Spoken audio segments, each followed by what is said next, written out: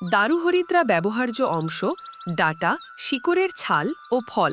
গাছের বর্ণনা: কণ্টকময় ৩-৬ ফুট উচ্চ, চিরসবুজ পত্রাচ্ছাদিত। ছাল নরম, পীত ও ফিকে ধূসর বর্ণ। উপরিভাগ কর্কের মতো। পত্র ১-৩ ইঞ্চি, অগ্রভাগ সরু, তলদেশ শ্বেতবর্ণ, বোটা নরম। ইহা পাতার দ্বিগুণ লম্বা। পাতার কিনারাগুলি দাঁতযুক্ত। ফুল ছোট, বোটায় সারিবদ্ধ অথবা একটু লম্বা দণ্ডে অবস্থিত। ২ ইঞ্চি ব্যাস বিশিষ্ট, ফিকে পীতবর্ণ। ফল বড়, আধা ইঞ্চি, লাল অথবা কৃষ্ণবর্ণ। ফুল বসন্তকালে ও ফল গ্রীষ্মকালে হয়। দারুহরিদ্রা বহু প্রকারের আছে, তন্মধ্যে নীলগিরি পর্বতে উৎপন্ন গাছগুলির গুণ অতি উৎকৃষ্ট। গাছের ব্যবহার: ইহার শিকড় চক্ষু রোগে হিতকর। ছাল বমন রোগ নিবারক। দারুহরিদ্রা আফিং, ফটকিরি, সৈন্ধব লবণ, হরিতকি এবং অপরাপর ২-১টি ঔষধ মিশ্রিত করিয়া প্রাদাহিক ফোলায় লাগাইলে ফুলা আরাম হয়।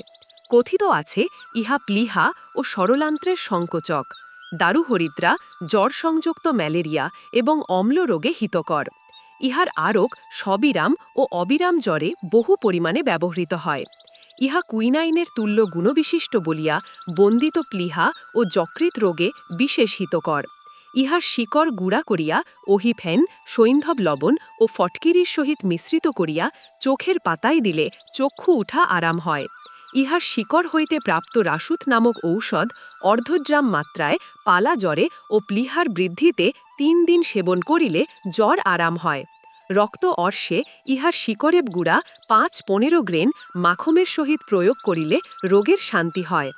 মাখম ও কপুর যোগে ইহার মলম ব্যবহার করিলে ফোড়া বসিয়া যায়।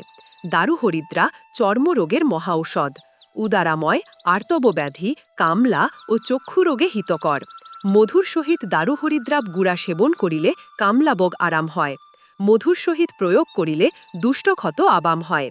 ইহা ছাড়াও আরও বিভিন্ন রোগে গাছটির ব্যবহার আছে।